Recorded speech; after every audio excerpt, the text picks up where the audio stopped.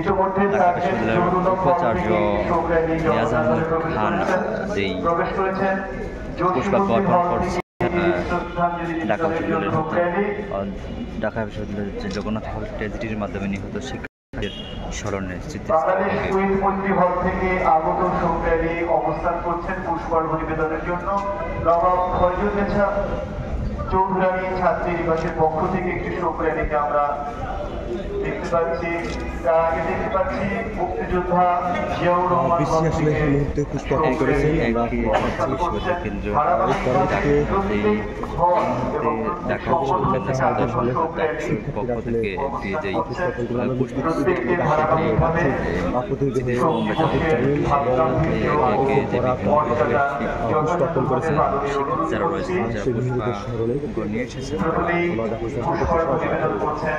বিশ্ববিদ্যালয়ের মাননীয় উপাচার্যের নেতৃত্বে মাননীয় উপাচার্য প্রশাসক, মাননীয় প্রক্টর, ঢাকা বিশ্ববিদ্যালয় কেন্দ্রীয় ছাত্র সংসদ, ডাকসুর